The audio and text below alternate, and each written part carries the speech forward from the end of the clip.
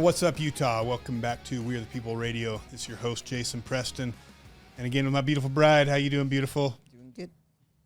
Well, let's just say it's been a heck of a day for everybody here. We've been, everybody, we all work full time, and so it's trying to sometimes do this is extra tough. So today we're getting into the elections. 2024, the primaries are coming up. The question is, all these candidates, every single one of them says the right thing. When we ran for office, one of the things that we found very fascinating was, you hire these consultants, and the first thing these consultants do is they go out and they do all this research, and they come to you and they say, okay, Jason, or whoever the candidate is, this is what the people in your district are looking for. This is what you need to say to get elected. And whether you believe it or not, they tell you this is what you're going to say. So you turn on the TV, you see an ad for John Curtis, and guess what John Curtis says? All the right things. Finish the wall, deport the illegals, pro-life. And if you haven't followed his voting record, you're thinking this guy is exactly what we need right now. But if you know who these guys are, like us, you look at that stuff and you're like these guys are literally like it is straight lies. So we thought this is important. People need to be able to understand. And what we're going to do is we want to quickly go through every major race in this state. We're going to start federal, and then we're going to go through county by county, all the major counties, and we will put it down in the notes so that if you need to fast forward to your county, you'll be able to have that. But Alexia, before we get started, well, first off, please make sure, the other thing is we're going to go through it all here. We are going to have more of a deep dive and more documents on our website. So if you go to wearethepeople.org, you're going to be able to go under Elections 2024. You can go and find out, look at each of the races, and if you want to look up information on candidates, because we're going to be relatively high level here. So if you want the deep dive, go to our website and you can find out all the dirt on some of these guys. And I'll tell you, some of it literally, we've got stacks that would take us an hour to get through on some of these people. It is unbelievable. So check out the website, and while you're there, subscribe so that we can get you our content. And with that being said, beautiful, you want to introduce our guests? Yes, and I just want to also qualify, we're not going to get into all 29 counties in this state. We are going to get into Utah County, Salt Lake County as of course the most populated counties in the state. We also will have someone calling in, Gary Henderson from Washington County, to speak briefly on that. The rest of the smaller counties, we will have recommendations for. Some of them there are uncontested races, so there's really not much to talk about outside of the federal races. But if you still have questions, please go to our website. You can email us, or go to our social media, or DM us.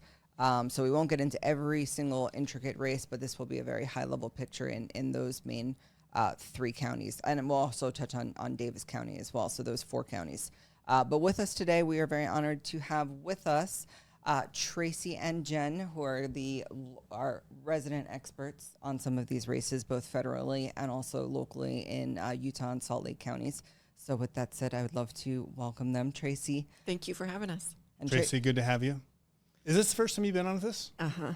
It's been a busy time. Tracie, and I think Tracie deserves a little bit of, she ran the flag initiative. Yeah. So the Save Utah's flag, when our flag got hijacked, she was the one, when you saw all the people out in the streets doing the petitions, that was Tracie. Yeah. So massive lift. Yeah. So she's a huge patriot. She's also been helping out Phil Lyman's campaign. Yeah. So she's an absolute rock star. Well, thank you for having me. Welcome to the show. And Jennifer Eaves. Jennifer Eaves. I will tell you why we have Jennifer Eaves on. Obviously, we try to keep up on all of the corruption in this state, and it's a full-time job, and we work too. So it's crazy. We started seeing these documents come out, and it was like these massive like who in the world literally documents on all these major players, Cox and Curtis, and we started going through it and to the details, right? So when we knew we were doing the show, we're like, well, who do we want to bring on? We're like, we need to find who did that. So Alexia did some digging, and we found Jennifer Eaves. Found me. So very thankful for that. And I think are you involved in, did you say you're involved in Phil's campaign too? Yes. Tracie and I are very involved in Phil's campaign. Helping with volunteers, is that right? Volunteer, coordinating.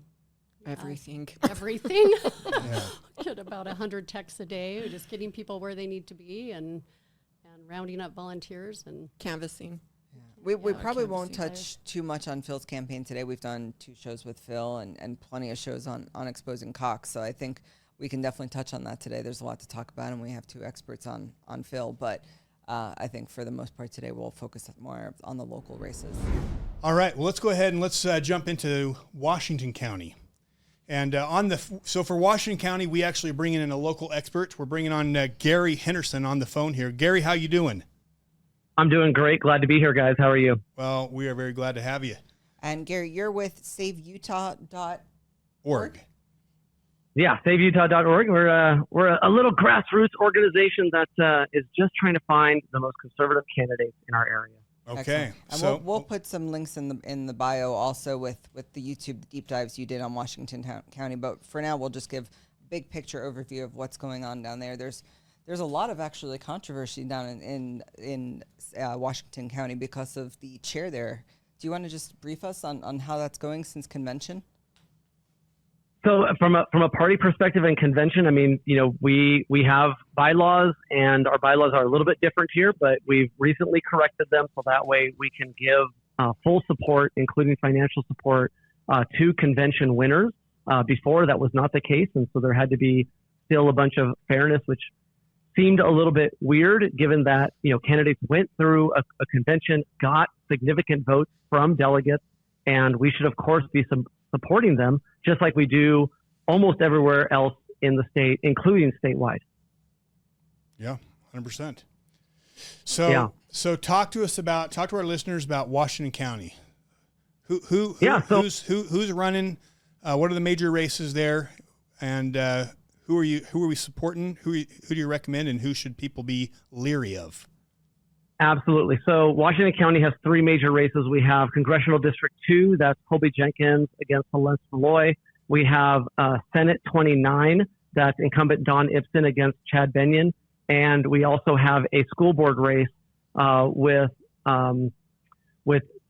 Joanne Brinton. She is challenging Kristen Norton. So let me just kick right into Congressional District 2 with our incumbent, Celeste Malloy. Now, she is a relatively new incumbent. She's only been in office for about 5 months, so she had a special election last year. She didn't vote in 2 straight presidential elections. So that means she didn't vote for Donald Trump in the last 2 presidential elections, and that actually kicked her off of the Republican Party just before the special election last year. She had to get herself quickly back onto the Republican Party, shortly after she filed to run. But now we have this year, and now we have an actual record that we can look at her at. And she has voted for both of those big omnibus bills, against, Mike Lee's advice, and a lot of strong conservatives. Like, that was a lot of money going to places where we didn't want to see it going. Things like $400,000 for transition clothing for trans minors in Wisconsin, $2 million for equipment to facilities performing late-term abortions, $500 million for the country of Jordan to secure their border, yet no money for the U.S. to secure their border. It really is. This was not a bill that we should have been voting for. She, of course, explains it away. She said, well, we got some wins. We get some base hits. Well, what good is it getting a few base hits when we're letting the opponents get home runs? Yeah. To continue that. We need to act. Go ahead.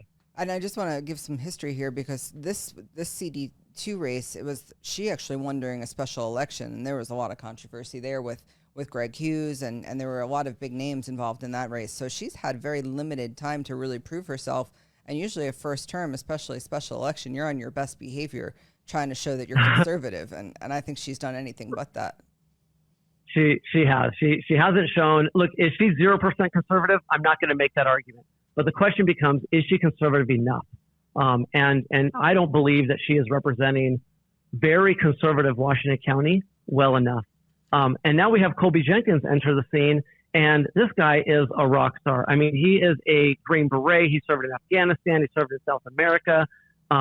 And he's earned Mike Lee's endorsement. Now, here's the thing. I'm not going to lie and say all endorsements mean everything in the world. But endorsements, when they come along with the amount of vetting that Mike Lee did with Colby Jenkins, this is a meaningful endorsement. And Mike Lee says, I'll put it in his words, he's a hero, a West Point graduate, a Green Beret. He served with distinction. He stands for liberty, and he's committed to being very aggressive on not only voting for large spending bills he hasn't seen and fighting against some of the other government overreach that we have seen. So I decided to support him. So he gets a strong endorsement from our sitting U.S. senator. And this is very uncommon. This doesn't happen where, a seated senator endorses somebody other than the incumbent. And Celeste tipped her hand on this. She basically told us, I was not expecting, and this is quoted in a Deseret article.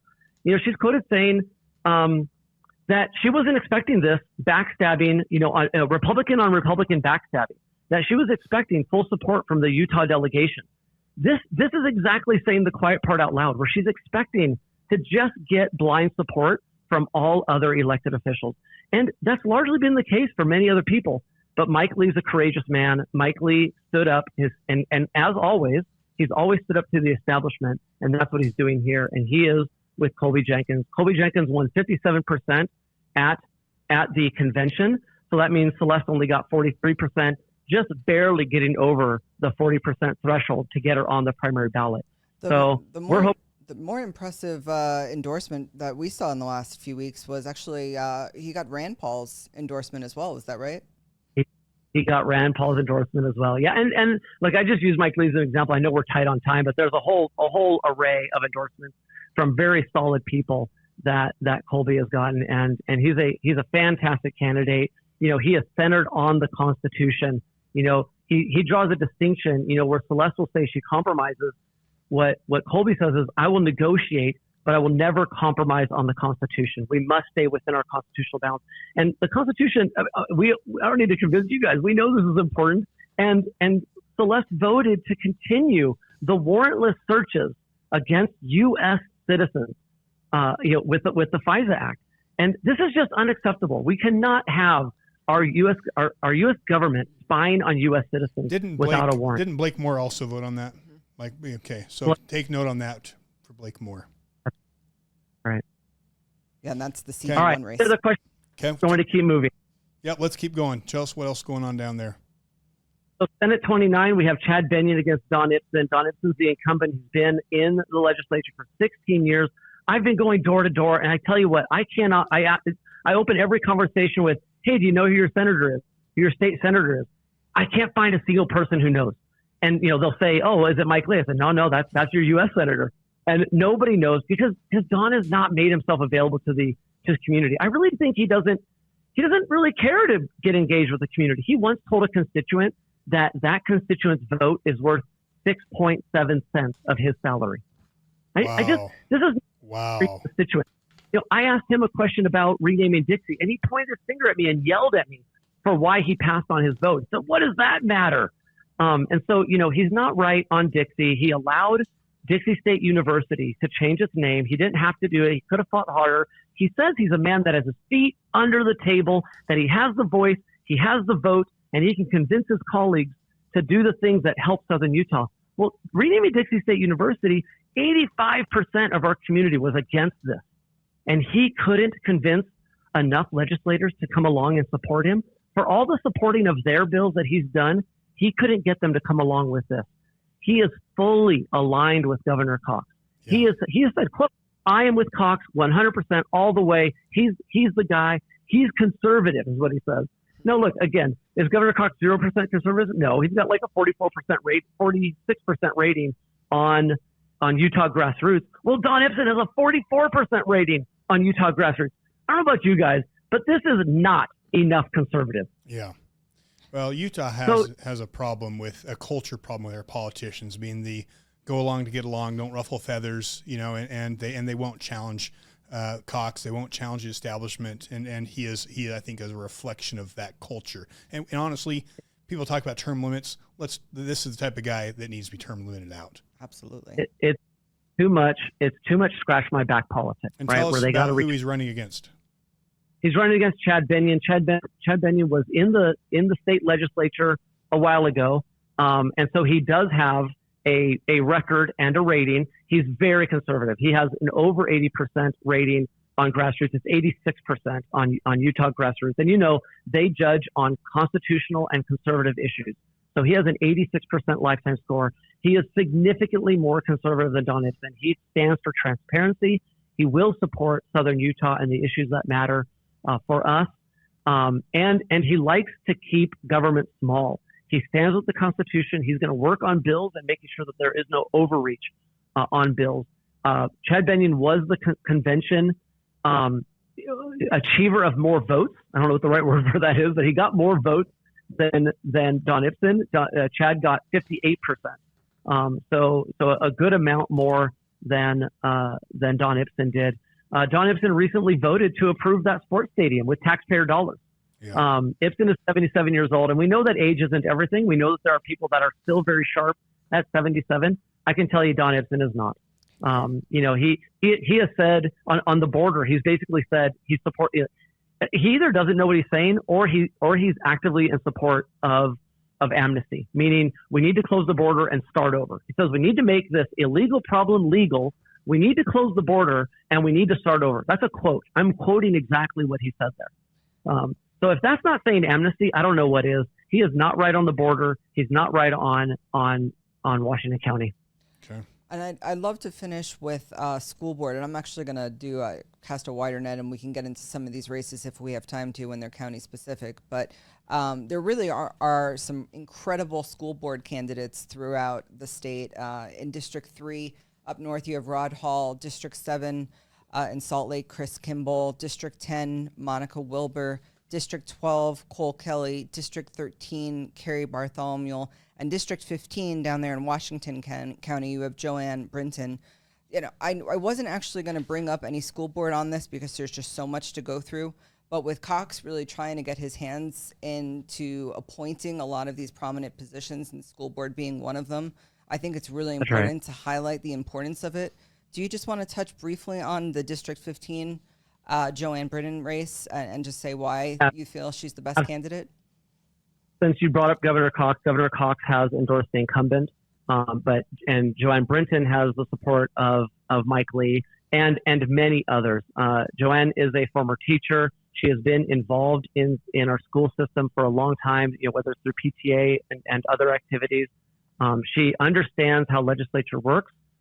She's been involved in driving bills and helping out our legislatures, so she understands what's going on there.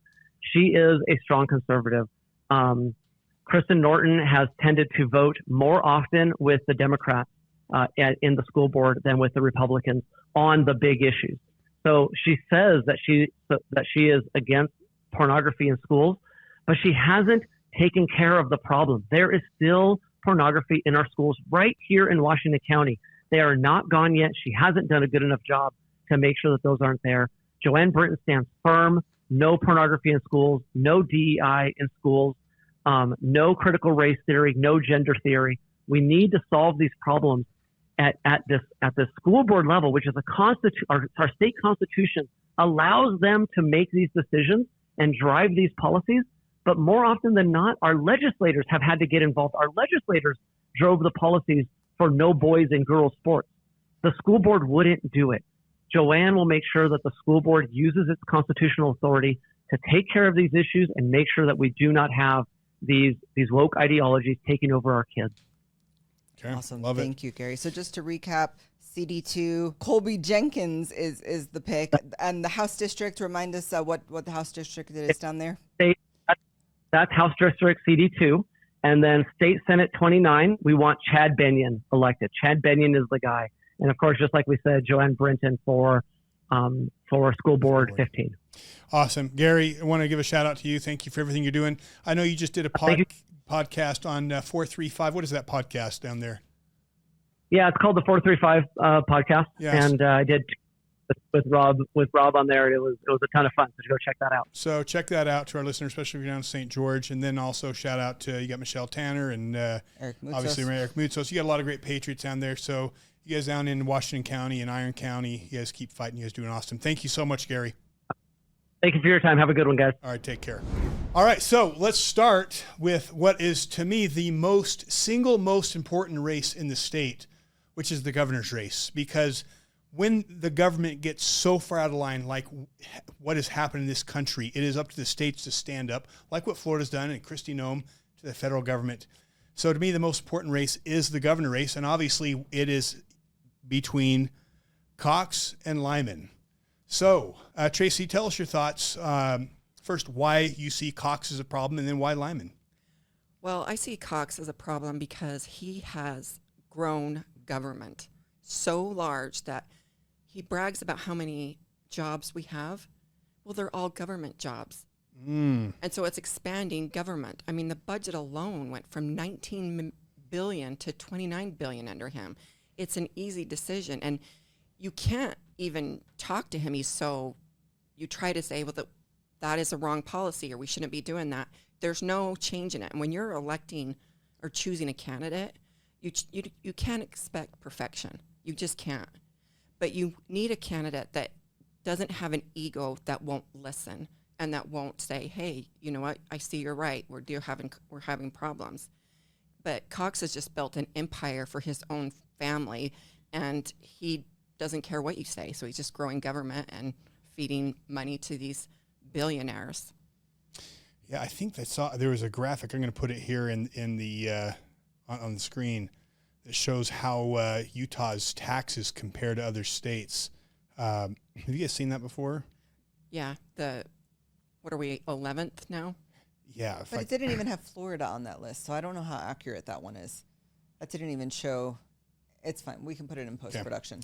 But yeah, taxes have gone up like crazy. What are your thoughts on frustrations with Cox? Well, as a delegate, one of the things that I look into is, I think we've all kind of seen the craziness in the state, and kind of there's definitely kind of a shadow government, like something going on behind the scenes. And so I always look into, there's organizations like the UN, the WHO, the WEF. These organizations do not have our best interest at heart. And so I look to see if a candidate is involved in any way with these organizations. So you take the UN, for example. They have 17 Sustainable Development Goals. So they want total control over land, air, water, people, health, where we live. And I look into a lot of the things that Governor Cox is involved with, water metering. And by the way, Phil Lyman was the only representative in our state that voted against water metering, because he knew that in the future we could lose our sovereignty with water, that our rates could go up. And so he knew where that money was going.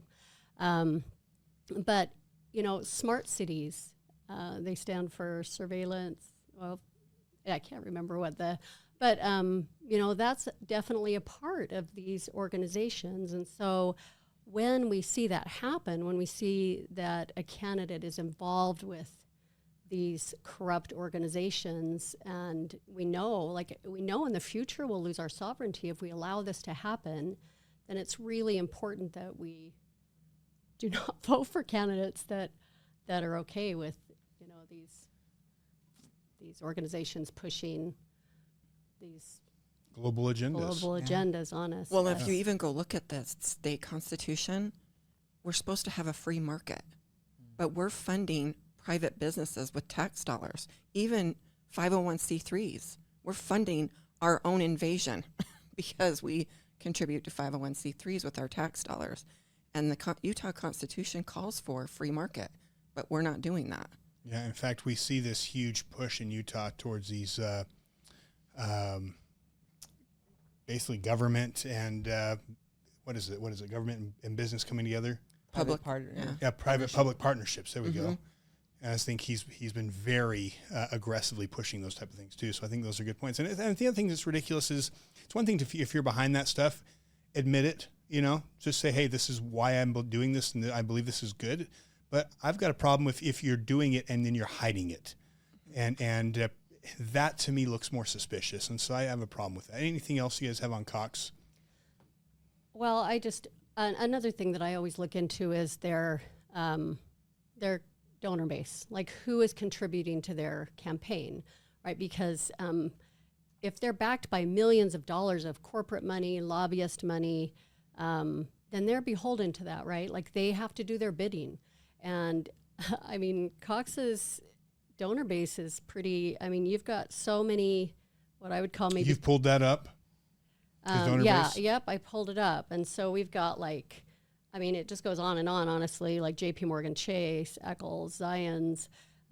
Scott Anderson with Zions is, he's pushing ESG more than just about anyone in the state. He absolutely has been. Yeah. I have a record that says he has 7 different $50,000 donors, and that's not an error. That's 50,000, and several of those donors are from out of state, with a huge glaring red flag that a $10,000 donor just from Washington D.C., which was big pharma. So no wonder he's pushing the jab and the masks back in 2020. Yeah, that's what I was going to say. Like here, like healthcare services, and the thing is we could have like another pandemic, I believe. And so, he's got Regents Blue Cross, Select Health, Pharmaceutical Research, Eli Lilly, Keep Pro, which is a health service agency, Pharma.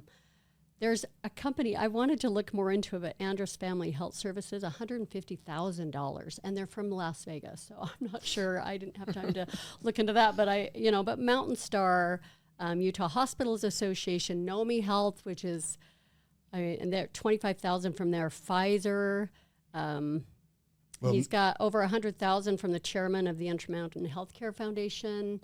It's just, it goes on and on and on. And so one of the interesting things about Utah is, when you run for a federal race here, you're capped at how much money you can raise from how much someone can donate to you. But if you're running for a state race like the governor, it's unlimited. And to me, that's just dangerous that we have laws like that, because there is no such thing as free money, especially now if it's small donors like Phil Lyman, whose most of his campaign comes from small donors and small donations, grassroots. Your loyalty ends up being the people. But when you are getting these, huge donations from these corporations, there's an expectation that you work for them. Yeah. And you see that when COVID happens, and how aggressively some of these people were pushing that on us when we didn't want it. Mm-hmm. So, all right, go ahead. Can I add one more thing that I forgot? Let's jump on Phil Lyman real quick. Okay, well, Cox, December 27th, 2023, he received $100,000 from the Cummings Foundation. They're the largest private pro-abortion donors in the state of Utah. There's a lot more, and we're going to put these on the website so people can find it. So if you go to wearethepeople.org and go to 2024 vote 2024, we're going to have under each of these candidates, we'll put this information. And in the recent episode we did with Michelle Tanner and Eric Moutsos, I think we dug into this a bit for the 10 reasons not to vote for Cox. So I think we've exhausted the governor race, and there's plenty of resources we can give on that. I think that we should jump into the attorney general race. Okay. Can I just say one quick thing about Phil, because I've known Phil Lyman for a while, and I know we've talked about him a lot, but I've been very involved politically since COVID. I just couldn't believe what was happening. I started watching bills, going to the Capitol, and started seeing how Lyman was voting. And I thought, who is this guy? I found out later that my sister's known him, my brother-in-law, for years anyway. But he votes, he's the highest ranked rep in the state for voting constitutionally. But he'll be an amazing governor. He wants to end tax on food. He wants to end Social Security income tax for seniors. He has a solid plan to make Utah energy independent. He wants our land back. He wants to take back control of our land. Yeah, 70% of Utah land is owned by the federal government, and he's done more than any rep to save our lands. And to stand up against. And I do think it's important to just take a minute to talk about Phil, because obviously we talk about it a lot, but I think a lot of our voters and people watching may not understand. They hear us hammer Cox. Phil, look, there are very few people. Most people do not handle power well, period. It ruins most people. The thing I like about Phil is he has been in the House and never budged, never compromised. And they have bullied him. They've come after him. They've refused to work with him, and he has always stood strong. That is one guy I know. We get him in, he will stay true. And that's rare. Yeah. That's rare. And so I have the utmost respect and trust for him. And I will tell you, if there's one person I believe in any race in this state or country, that I think would be, that there's no one I trust more. And that includes Trump. I mean, it includes nobody. There's no one I trust more than Phil Lyman. So let's try to get him in. All right, totally Alexia, you want to hit the AG race? Yes, I think that's the next step. And Jen, you've done some great deep dives into the concerns we have with Terry and Brown. Our recommendation to listeners is there's really only one solid choice for Attorney General, and that's Frank Myler. We always thought very positively of Frank going into convention. Would have loved to see him stand up more on certain issues, but based on who he's against, I think we have some pretty grave concerns on Rachel Terry and Derek Brown, which we'll get into now. Yeah. Do you want me to touch on Frank? Sure. Or, yeah. Okay. I mean, Frank's been a constitutional lawyer for 36 years. He started his own firm 24 years ago. But he has an MBA in business, which is important. I think the Attorney General's office has 600 or 650 employees, like 200 of them are attorneys. And so it's important that they know how to manage an office, which I think, he does. But another thing I think is important is he's what's called an honor guard for the Alliance Defending Freedom. And that's an organization of lawyers that defend U.S. citizens who have been wronged constitutionally.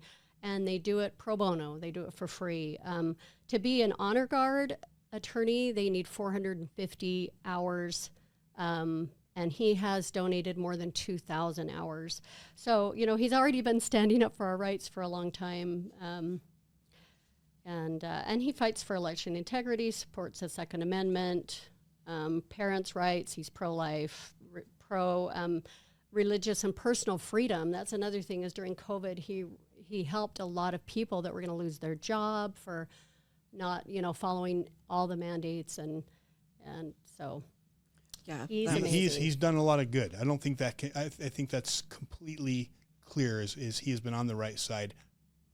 His record is very good. He has been on the right side, and he would be again phenomenal. Yes, he would be. He's also had been in federal court cases, 247 federal court cases. When Derek Brown and Rachel Terry, very, very few. So he's he's doing it. And okay, so let's talk about Rachel and Derek.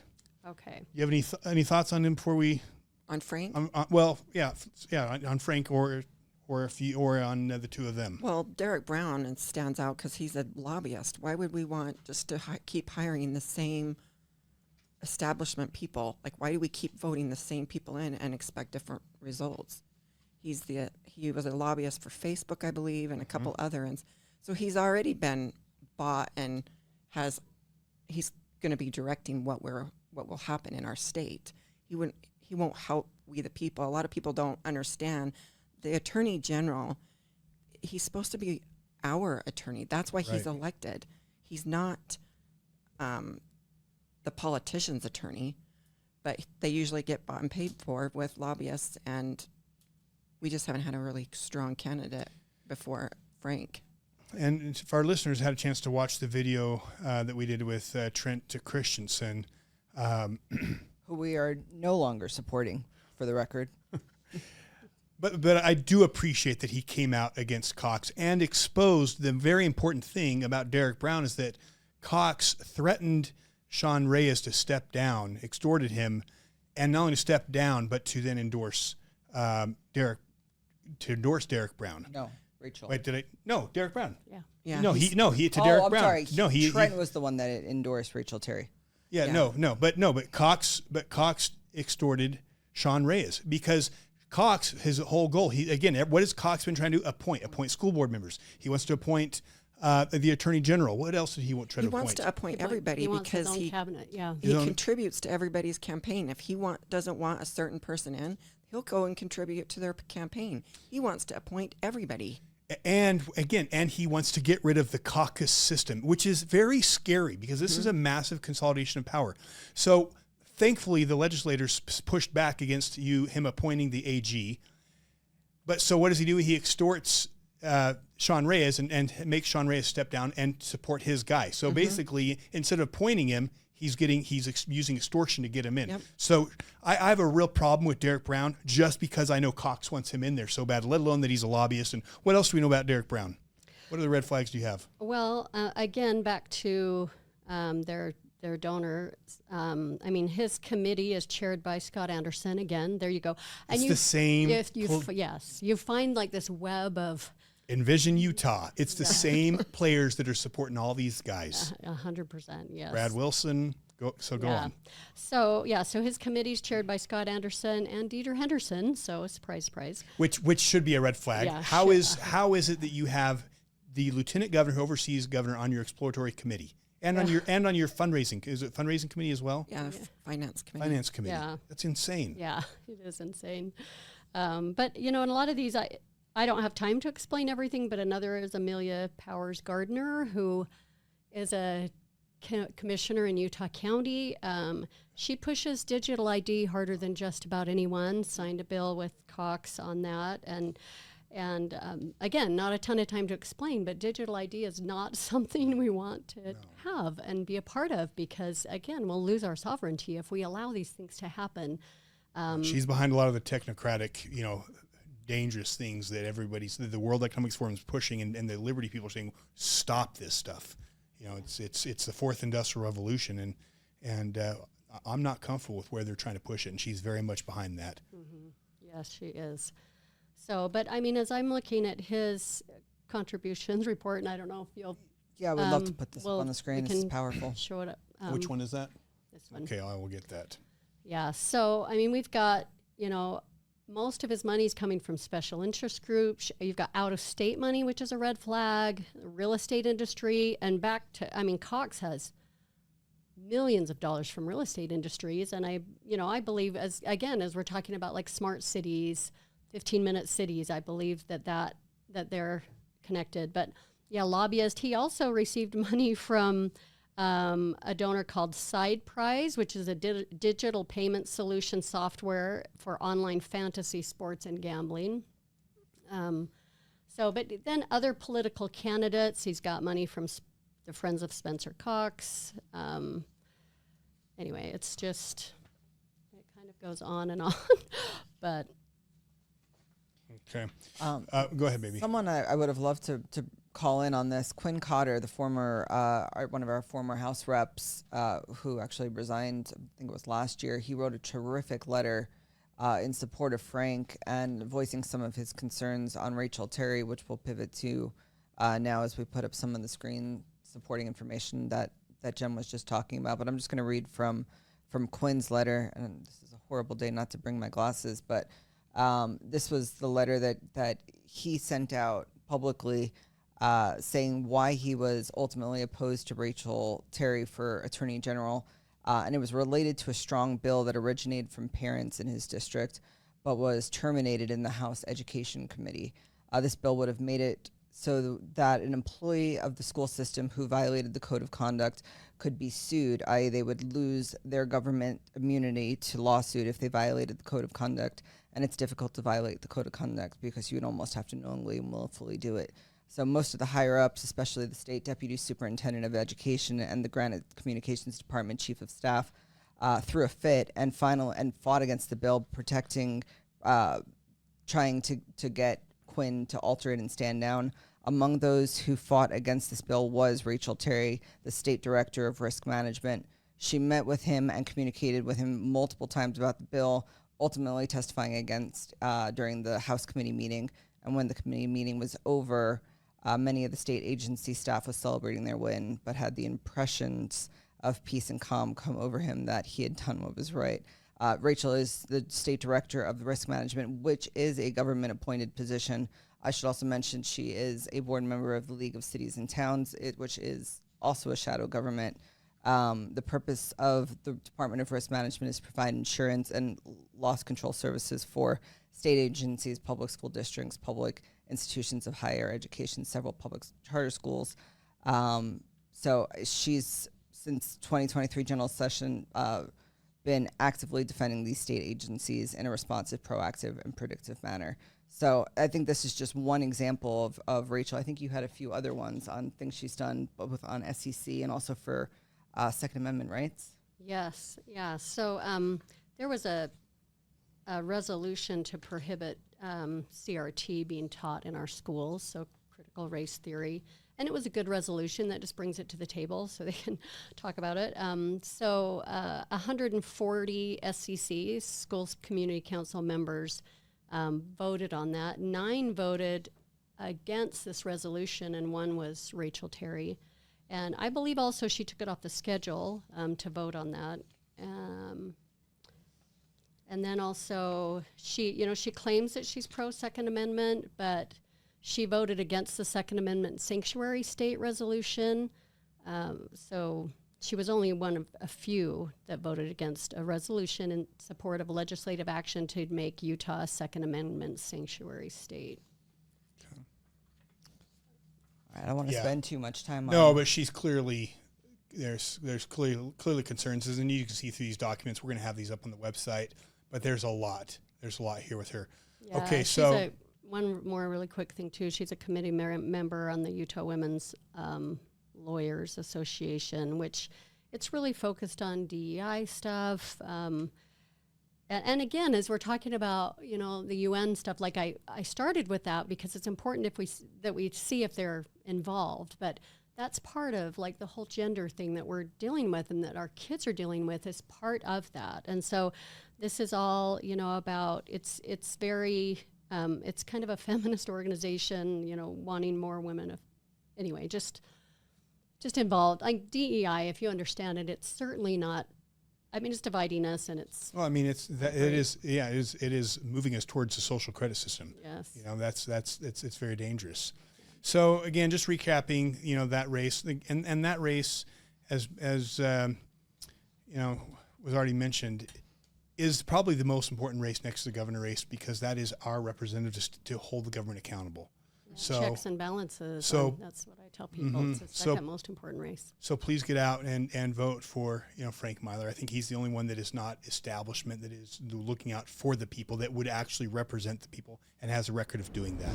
All right, so now we're going to move into the state auditor race, which is very important. Tell us why that's so important, Alexia. Well, it was actually a very interesting race at convention. It was pretty much a 50-50 split. I haven't seen a race that close, but I think it's very, very clear we have a much stronger candidate against definitely a concerning candidate. And we'll throw a graph up on the screen so people can read through it.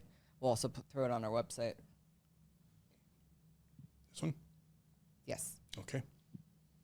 And then we're fortunate enough to have Marcy Campbell with us on the line to talk through Tina Cannon and Ricky Hatch and why Tina Cannon we feel is the stronger choice. Marcy, how we doing? Great. Thank you so much for including me. Yeah, no, we talk about this race. No one knows more about it than you. So tell us why this race matters, and tell us about the two candidates and why we need to be getting behind Tina. So I've been helping Tina campaign throughout the state, so I'm quite familiar with the campaign and why I believe she's the better candidate. I hope it's okay to give a little bit of my personal background of why I'm supporting her. Are you comfortable with me telling a story about that? Yeah, we want to keep it about 5 minutes total, the conversation about this race. I can just tell you this much. I met Tina because she did something that I felt was very brave in being willing to sign her name to an elections integrity complaint that we filed at the Lieutenant Governor's office in 2020. She was already an elected official at the time, so it was at high risk to her political career for her to do something like that, and it was absolutely not required, but she felt like it was the ethical thing to do. So that, at the time, it was like, yeah, note to self, I'm watching that integrity. Yeah. And then at the same time, Ricky Hatch, I met him sitting next to him when I went to testify in 2020 during a summer committee hearing regarding an elections bill that was being proposed to hopefully audit the elections of 2020. Ricky Hatch had been invited by D.G. Henderson, Lieutenant Governor, to come and testify that everything was fine in Weaver County, and D.G. Henderson also testified that there was no complaints, when in fact I testified next to say that we actually had filed a formal complaint with the Lieutenant Governor's office. So side by side, looking at the two, I witnessed within that very short period of time, one who did something very courageous, and the other person was doing the bidding for the lieutenant governor's office. So while I got along with Ricky Hatch sitting next to him, seems like, I could get along with him, he wasn't standing up in a courageous way at that point. Since then, of course, and on the campaign trail, I'm just even more in support of Tina. She is the senior policy advisor at the auditor's office right now. She's endorsed by the current auditor, John Dougal. She's worked 25 years in the private sector, 25 years plus during taxation. I was also super happy to hear that she helped with the 2019 tax referendum because she knew the mess that tax bill was, that so many of us across the state had worked on. Historic way, getting enough signatures, over 150,000 signatures to get that successful referendum through. So for so many reasons, I've just really been impressed with her. I'm impressed with the way that she talks with so many constituents. I've never seen a candidate work as hard as I've watched her work in this race across the state. In fact, I just picked up more signs from her, and she's riding again for the second time this week to St. George to meet people and deliver more. I've been, again, like I said, across the state with her, watching her interact with people and answer very, very difficult questions. Something I found out today also that I think is very relevant. Ricky Hatch has been telling people to not to vote for him because he's a CPA, but we just found out that he just got his CPA certificate January of this year, 2024. So he's been the county clerk up in Weber County for years without the CPA certificate and not actually working then as a CPA all these years, but he is on the campaign trail saying, I'm a CPA, where she actually has been working in the private sector as a tax accountant for all these years, in addition to working up at the state auditor's office right now.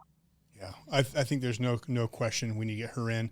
There's a couple quotes right here on the screen. The whole idea of infiltration of the voting machine companies and systems, I'll put that up next to the flat earth conspiracy. I mean, anyone who looks at what happened and thinks, Joe Biden got more votes than anyone in history of this country is ridiculous. I mean, there's just there's no way that there was not fraud. There's always been fraud. And to say that the machines that there could be fraud in the machines, and that's like that's like the flat earth conspiracy. I mean, that's ridiculous. And he says, for that kind of fraud to perpetuate through all 50 states, to involve so many different agencies, both federal, state, and local, and not have a single whistleblower. So, and again, the thing I like about Tina is the fact that she was willing to call it out as an issue back in 2021. At that point, nobody would speak up. In fact, that's when Steve Christiansen spoke up and was threatened afterwards and forced to retire. And I'll bring that up later. Yes. But yeah, so she deserves credit for that. So, okay, anything else on that race? Yes, there's the one thing that I think is really important for the public to know is that the auditor acts as a checks and balances position in government. The role is you need to be able to work with people, but at the same time, in that position, you need to be able to audit whoever you need to be able to audit. Yeah. Which means it shouldn't be buddy-buddy. And Tina Cannon understands that. And therefore, she has said, I will not take campaign money, contributions from anybody that I could potentially audit. Okay. That's a high level of integrity to go into a statewide race and say, I might be auditing you down the road. I don't want to convolute any of that decision making. I need to be able to do my job as an auditor, which means I can get along, but I might have to audit you. She understands how important that third party checks and balances position is. Love it. And the last point I'll bring up on the auditor race, our existing auditor, and we'll get into this when we talk to the CD3 race, that you said endorsed Ricky Hatch, which is John Dougal. He is a never Trumper. He is someone, like you were reading some of the quotes, election fraud, conspiracy denier. So I don't know if that endorsement. He's actually endorsed Tina Cannon. He's endorsed Tina Cannon. He's endorsed Tina. John Dougal? Yeah. Yes. Okay. Well, well, he's the current auditor, so. All right. So Well, then just scratch that. I mean, I understand, he is an anti-Trump person. However, what you're endorsing for is someone who is willing to be the the watchdog of the money, the taxation. So they're not making legislative policies. Okay. Does that make sense? Yep. So Their Tina's- job, yeah. So Tina Cannon are what we're saying for auditor. Yeah, and Yes. it's and like Marcy talked about, integrity in the audit in any political with any candidate is very important. But auditor, I mean, he hasn't released grammar requests. Transparency is not his thing, and Are you talking about our current auditor? I'm talking about Ricky Hatch. Sorry. Ricky Hatch, Ricky okay. Hatch, yeah. But he put out a flyer at state convention from Washington County that said that he has worked in trying to find it really quick, for 11 years as, here it is, a position with the state auditor's office, which isn't true. He's never worked or held a position in the state auditor's office. And that's one reason why John Fugel, when he saw that, was not happy and has given Tina Cannon raving reviews. Yeah, well, we have a problem with dishonesty in our legislators and our governor, starting right from our governor. All right, let's hit the Senate race. I think that's one that everybody is got their eyes all over. You've got Trent Staggs, who was an overwhelming winner, came out 69.7% at convention. We have plenty of shows with Trent Staggs too. If you want more information, I think we'll leave those in the notes too. We did one with him, just an introductory one when he first announced his candidacy, and then we had one where he released the ICE memo exposing the immigration issues here in the state. Yeah. Thank you for joining us. You're a rock star. My pleasure. My pleasure. We will bring you on in person one of these days because you are a wealth of knowledge and we appreciate you. Thank you so much. Thank you, Marcy. All right, so let's one more time. Who do we have for running it for Senate? Wilson, Curtis, Staggs, and Walton. Mm-hmm. There's 4, right? Walton. There we go. That's Yeah. the one. Okay. Where do we want to start with? Well, Trent Staggs was the convention winner, but we. Well, already let's said- start with Staggs. Real briefly, what do we like about Staggs? Well, he's my mayor, and if I've ever had any issues, he has always listened. And that is, again, the whole point of when you hire or when you elect somebody, if they're not going to listen to you and once they get in and they think they're better than you and that they know more than you, that is not a good candidate. And he has maintained that level-headedness of that. He's never acted that being a mayor. So and during COVID, he stood up for us, and he didn't make us wear masks. He tried to keep business open. He did not believe in mandates. So that was a huge deal for me. So. And he's the only one that's Trump endorsed. What do you got? For Staggs? Yeah. Well, and Trace, I mean, he's the convention winner, more than 60%. And, I've watched him stand up against all the corruption and. Yeah, and like to admit, like you talked about, he's the first one that came out and exposed the ICE memo that we're a sanctuary state. He took some bullets, Mm-hmm. and he created an enemy with Cox by doing it, and Cox came after him for doing that. So I have respect for people who want to stand up. So all right, so that's Staggs. Leading that race is John Curtis. That is going to be probably the front runner. By what definition? Well, I mean, let's talk about money wise. He's leading that race with money and exposure, warchest. and he was the congressman for CD3. So that's one I'll tell you. We are going to do a whole show on Curtis because this one week there is a lot of dirt. Jennifer, why don't you kind of lead out and what your biggest concerns are with Curtis? Well, I mean, he was a Democrat. He actually was chairman of the Utah County Democratic Party from 2002 to 2003. And he votes pretty democratically. Back to what I was saying, these shadow governments that are kind of behind what's happening. Curtis is involved with the World Economic Forum. He attended the Glasgow Climate Summit, October 2021, and probably again after that. I haven't had time to check on that again, but supports United Nations climate agenda. He attended the Davos Summit in 2022. What is that? Why does that matter? Well, because, the climate agenda is part of, like, what I talked about, like the 17 Sustainable Development, when they... World Economic Forum, it's globalist organization, right? Yeah. It's how they control us. And so, we just do not want representatives that are part of that. Okay, so we've got this on the screen. So Sports United Nations Climate Agenda, attend the Davos Summit. I mean, here's the thing, my concern. The thing that the UN and that the World Economic Forum are using to control the people is climate change. That is their excuse for all the tyranny they're trying to push, and for the global taxation and everything they're trying to push. They're using climate as the excuse. And typically it's the Republicans who've been standing up against this stuff. And so John Curtis comes around and he creates and leads the Republican Climate Caucus, which, again, what are they doing? It's bringing the Republicans. I've got a problem with it because, again,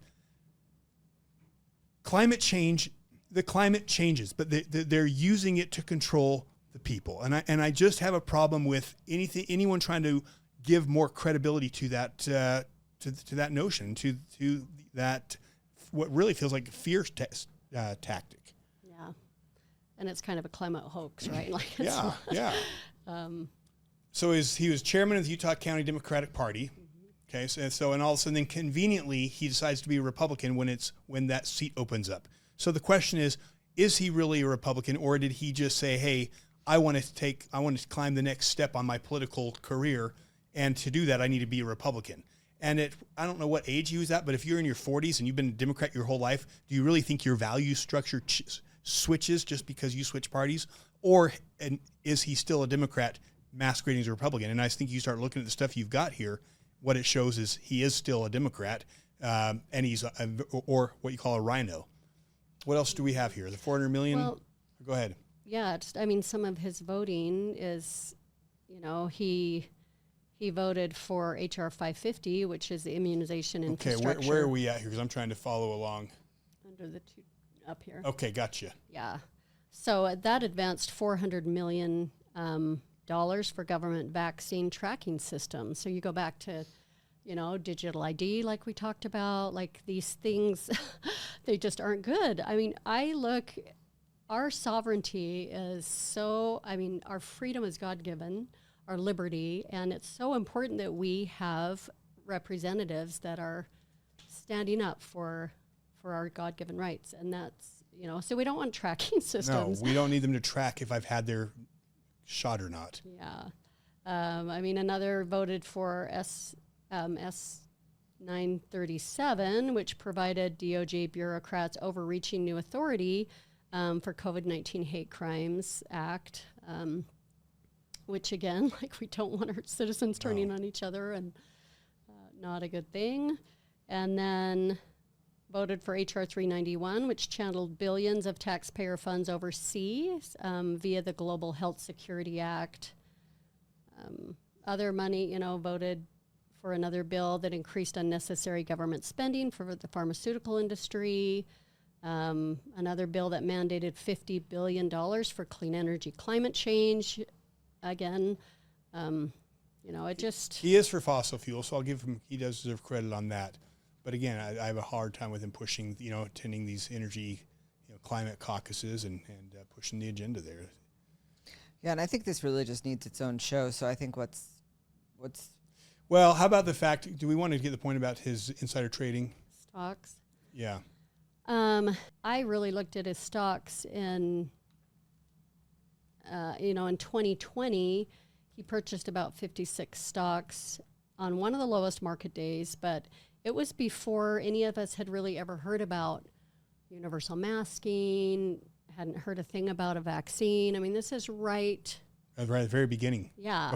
Before it really hit big. Yeah. I think it was like April 3rd, if I remember. April 3rd, when the CD recommended wearing face masks in public. And he made the purchases March 27th. Yeah. So. And those purchases, if you look through, he invested in mask companies, ventilators, vaccine, I think Merck was one, antibody test, companies that do antibody testing. Also, he purchased stocks in companies that were not shut down during COVID that grew exponentially.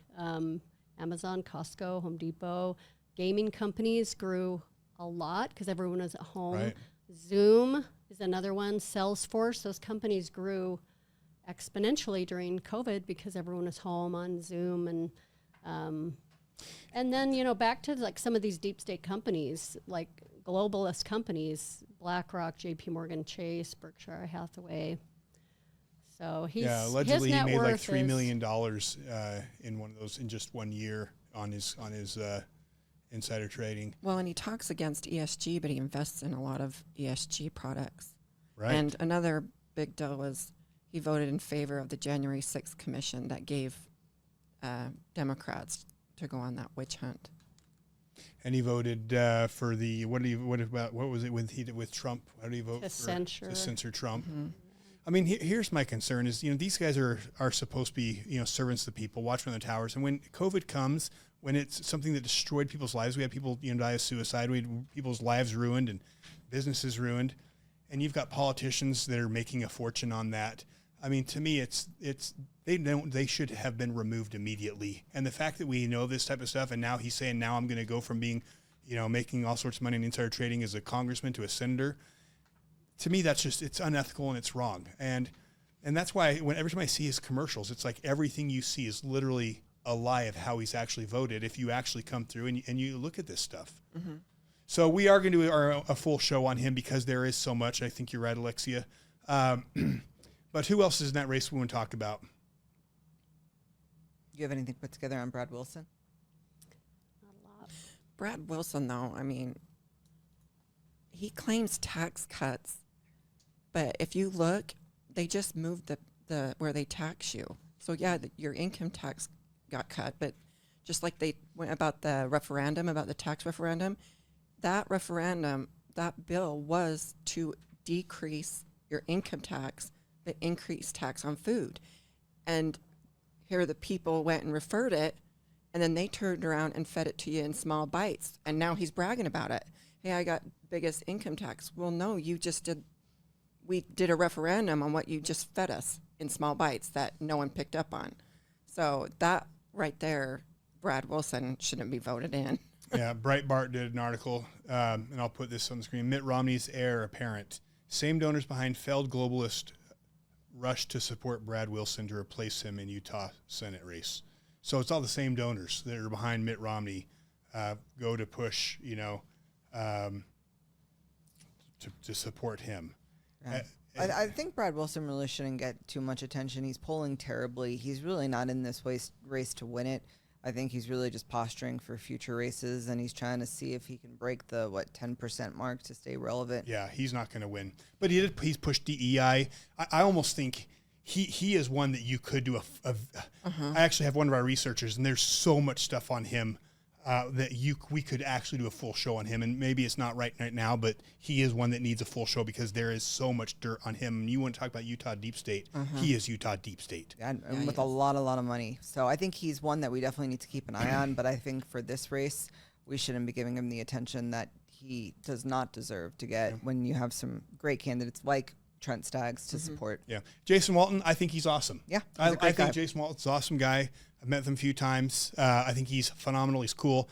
I don't think he's the most constitutionally grounded. But I think in another race, another time, I think he could be phenomenal. But I'd like to see him involved in the political scene here, really. I think he needs to be a little more involved. I agree, 100%. Yeah. But I trust him. Yeah. Okay. Anyone else? That's the full race, right? Just those guys? Everyone in that race? Okay. All right. So a special shout out. It's not a contested race, but State Treasurer Marlo Oakes, just an incredible guy, and I love to see him run unopposed because he is a tremendous voice that we have, especially when speaking out against ESG. So shout out to Marlo Oakes, and let's all support him. Yeah, I mean, he's one that acknowledges the World Economic Forum and acknowledges the dangers of where we're headed. So I very much appreciate him. Okay, I think we should move into Salt Lake. There's a lot of races in there. Well, let's hit CD1. Let's hit CD. Let's hit finish with this federal. Let's hit our congressional races. Let's hit CD1, CD2, and CD3. Okay. Really, the only thing I want to mention in CD1, that's the Blake Moore, Paul Miller race. Last time, our good friend Andrew Badger was in that race and almost took it from Blake Moore. Paul Miller, I don't have a ton of information on him. It's mostly he just says the right things and he has good issues and, you know, a pretty decent webpage. But it's going to be really hard to beat a multimillionaire incumbent like Blake Moore. I just think Paul Miller is a good blue collar. I think he's an electrician, family man. So he's just like your Joe Blow citizen running against, you know, establishment. What was their percentage on their? Because I think it was pretty close. Paul Miller barely squeaked out because I mean, Blake Moore. Well, he got. I don't have the signatures? percentages on No, here, but I think it. Or is he on with signatures? Because I'm not CD1's not my. He did signatures, didn't he?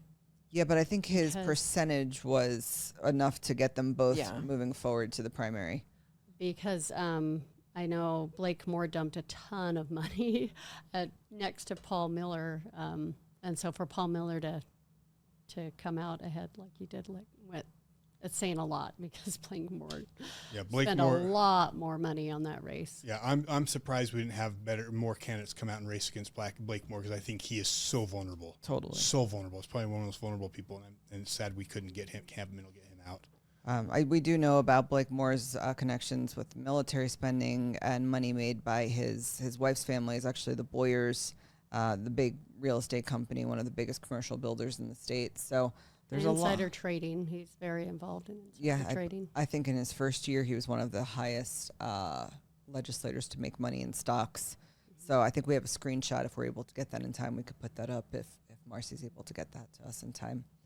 So I think that's a pretty easy race to recommend like it was the last time Moore was up, but to try to beat someone that high net worth is going to be a challenge for Paul. But Paul has our support. Okay, CD2. We touched on that with the Washington County race. Okay, so just to hit it one more time, CD2 we're pulling for Colby Jenkins. All right, CD3. This is going to get a little interesting because you have a ton of people in this race. And this is one that is probably going to cause a little bit of shock to hear our thoughts here. So CD3, who do we have running on CD3? Mike Kennedy. Kitchen sink.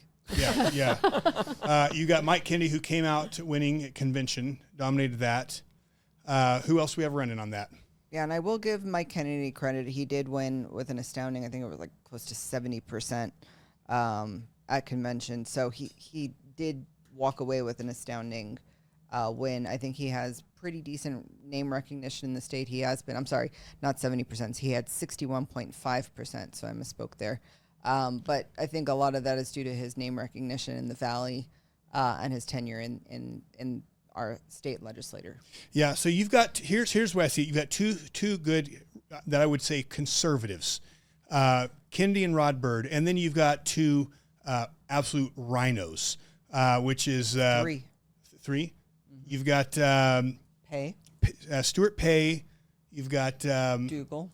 Oh, Dougal, that's right, Frugal Dougal, and Case Lawrence. Okay, so you got three that I would say are on the moderate liberal rhino side. So let's start by talking about Kennedy and Rod Bird. And what I want to do here, which is actually a bit of a surprise, I was talking to Rod Bird. He was around. I said, you know what? I want you to come on. So we're actually going to bring Rod Bird on. Rod Bird, come on out. Rod Bird is one of the, again, there's two conservatives that I believe are good choices. Kennedy and Rod Bird. Rod Bird is going to come on in here, and I will tell you the reason I want Rod Bird on here is I actually support Rod Bird. That's who I think is the strongest. I'm going to talk about why. But Rod, welcome to the show. Thanks for having me, Jason. I appreciate being on with you today. And I wish Jennifer was Jennifer, right? I wish she was still here because I'm sure she has a lot of stuff to talk about me. Well, we can bring her. Actually, come on over here. We can bring you on if you have questions to ask. We can share both of you guys. I just wanted to see what she pulled up on my record. I'm wondering what she found. So yeah, so come on in. So come on in, Jen. We're going to bring Jen because I do want her thoughts on this. So first off, Yeah, Rod, welcome to the show, dude. I one of my concerns, and I wanted to bring you on earlier, but I made it very clear before convention, the only people I'd bring on are people who are willing to call out Cox and call out. I'm not here to be. This show was not meant to be for stumping. This show is meant to expose corruption. Sure. And so I brought people on who had stories or had corruption to expose. But I always found it frustrating because it felt like, I talked to you several times. I've had lunch with almost everybody running for office or dinner and had many conversations with almost every one of these reps we've talked about. And I always was a big fan of yours because I just felt like you were very conservative, but yet underrated. I don't think you just were not getting the exposure or people were seeing you for who you were. Like many good folks up in the basin. Sure.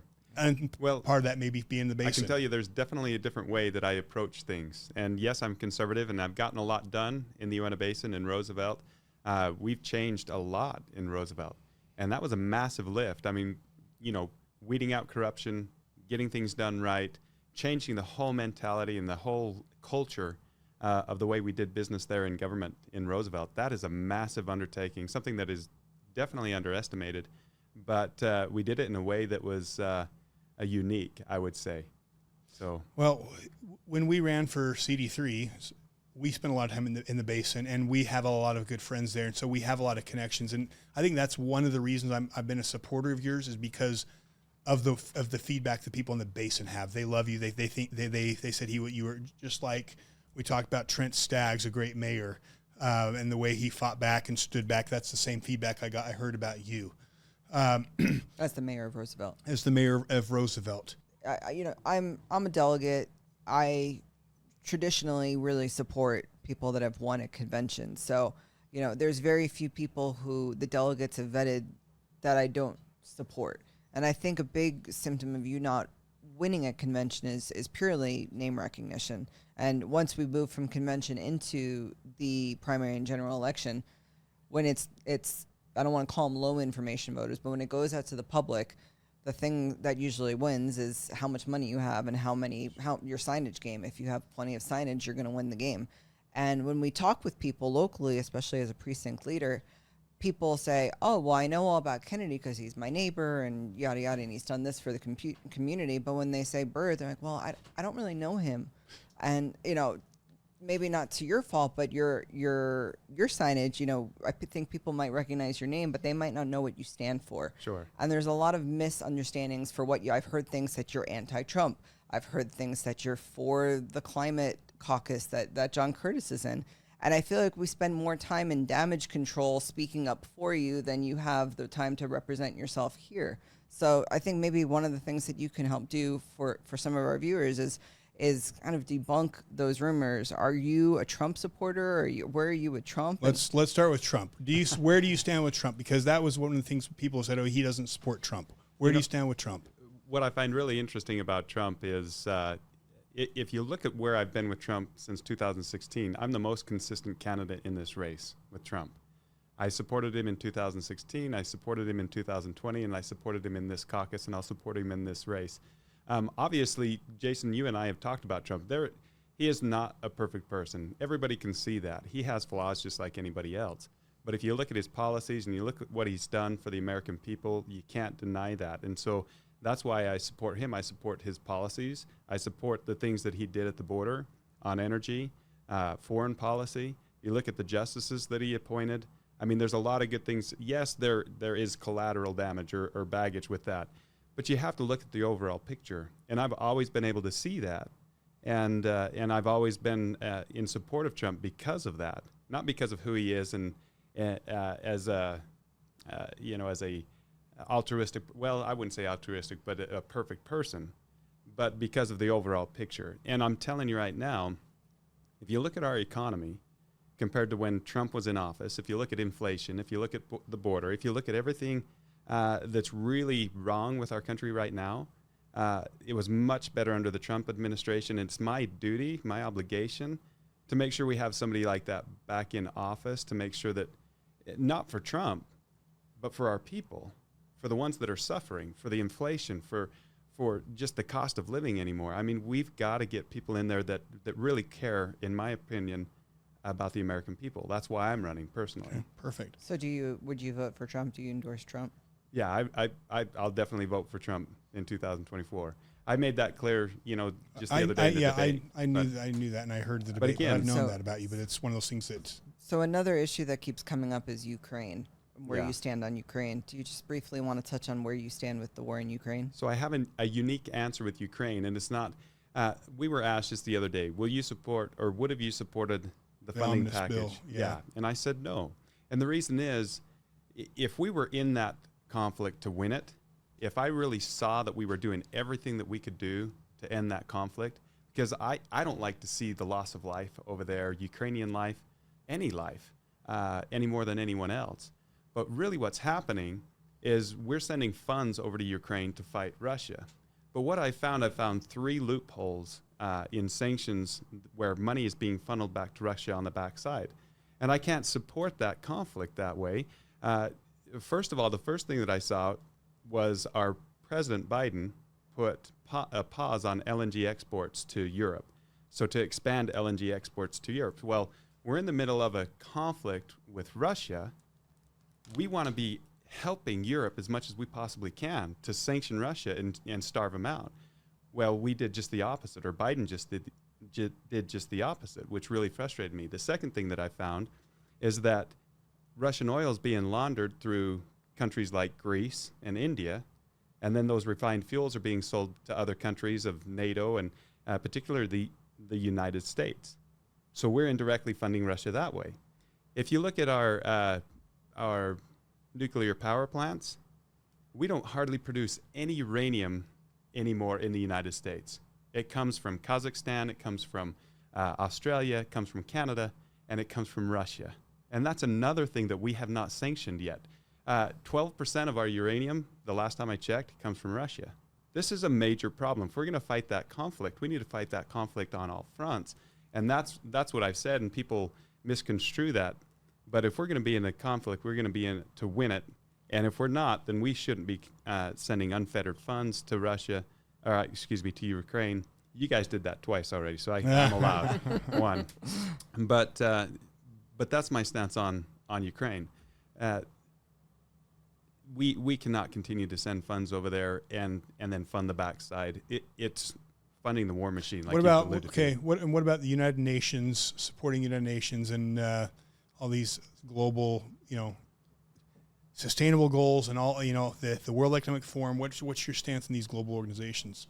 We got to be very careful with how we're tied to these global organizations. We need to make sure, first and foremost, we keep our sovereignty as the United States. And if you look at NATO and you look at the UN, we're the number 1 contributor to those, but we don't get to make all the decisions. In fact, we get told what to do a lot, which is affecting our sovereignty. So we have to be very careful.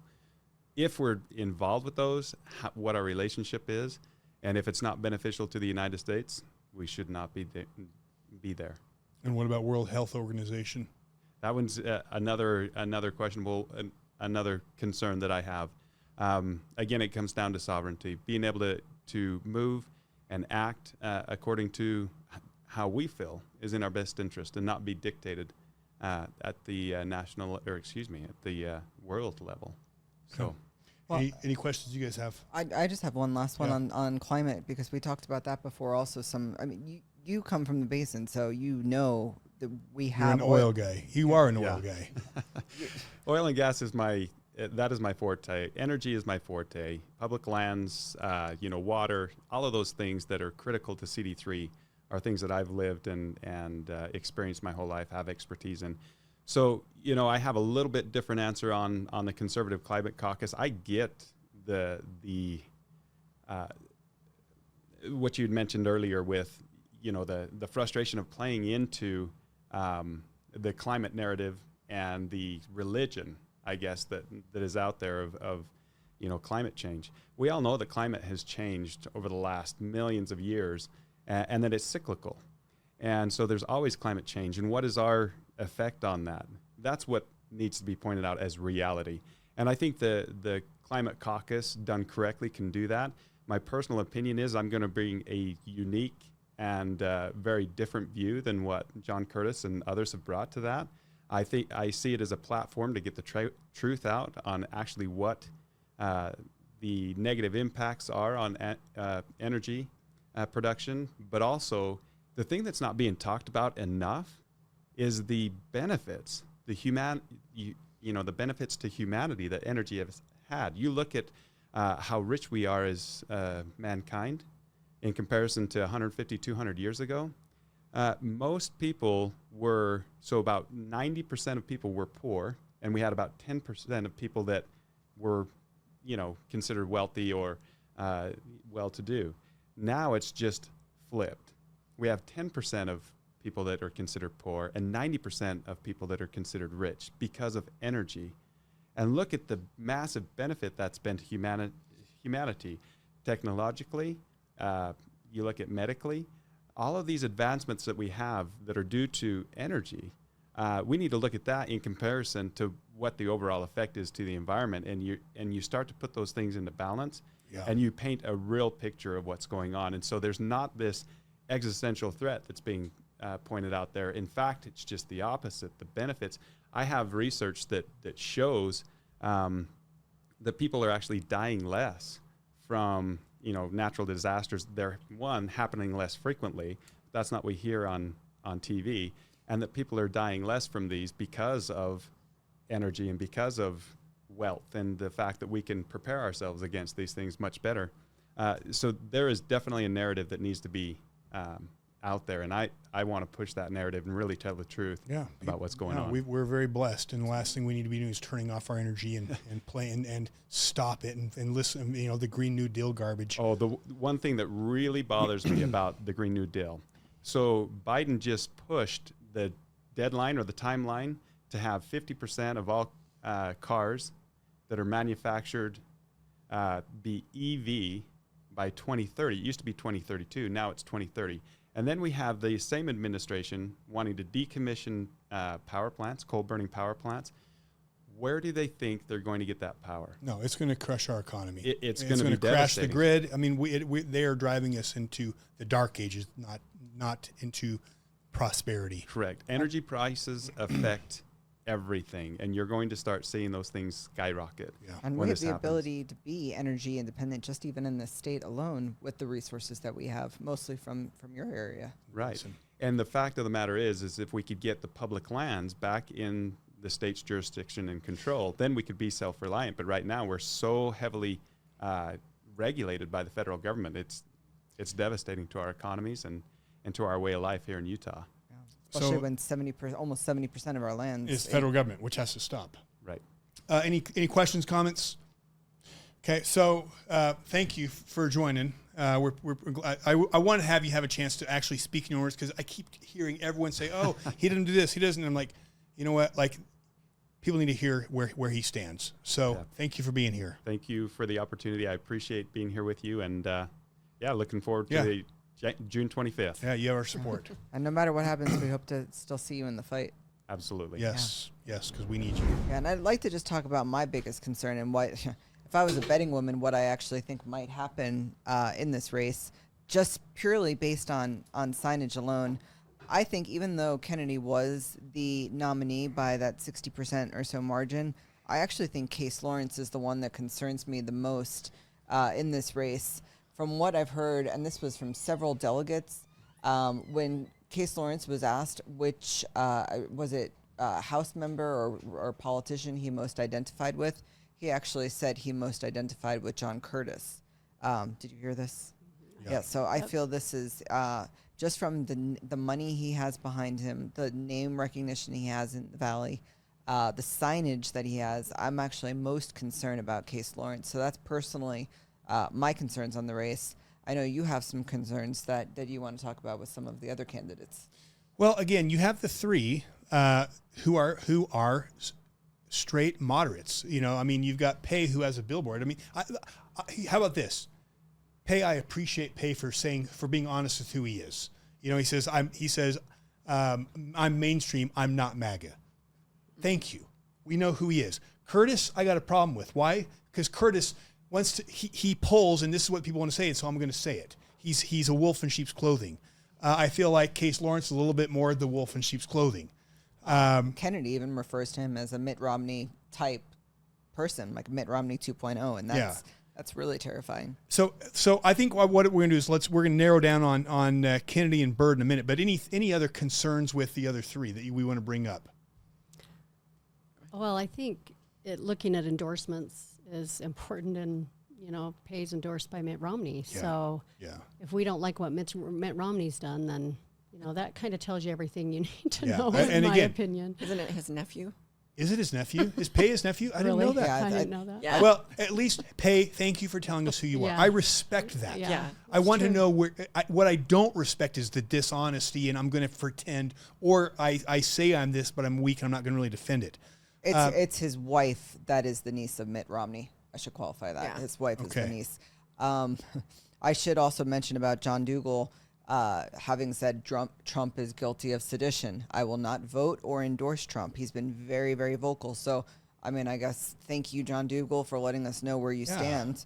But I do have massive concerns about him, but at least he's telling us where he stands on things. Yeah, these guys are not America First. So when it comes to America First, you have two candidates, and let's talk about Mike Lee and Rod Byrd. And we had Rod Byrd on. Mike Kennedy. Mike Kennedy. Tell us your thoughts on Kennedy. Well, He was a convention winner, so that says a lot. and he's passed some, I really respect him for the vaccine passport bill that he was one of the first bills out in what year was that? We're going to talk about that one. Yeah, but I don't. I was actually at the Capitol the day, I think it was the last day of the session when that bill was trying to push through. And anyway, but. So the top two that we've got is obviously Mike Kennedy and Rod Byrd. Tell us your thoughts on Mike Kennedy and Rod Byrd. I mean, they're both for sure the top two candidates. They're both conservative. And I like both of them a lot. I've thought about this. I feel strongly in the caucus system, and I see what's happening. Cox is trying to destroy delegates, which will in turn affect the caucus system, and I think then the Republican Party. So I feel very strongly about supporting the delegates that won in convention. And, Mike Kennedy has done some great things. And so at this point, that's who I am. Okay, so Mike Kennedy. Okay, good. And that's go not. ahead. There's no wrong answer here. No, there isn't. I mean, There's- that's why we're doing this. So I want people need to be able to hear different perspectives. So I appreciate that. Yeah. And I do appreciate Mike Kennedy for a lot that he's done. J.R. Byrd is still also a wild card in many ways that he's been, relatively new to the scene, especially in the Valley. So I think we need to weigh. There's no easy answer, I think, is how it. Tell us where you're at on this, Tracie. Well, it's not where my Nice. district is. It's Your not my CD4? district. Okay. Yeah, but the convention winner, we do got to support the convention winner. But this is my whole point about you're never going to have a perfect candidate. And it depends on how they respond.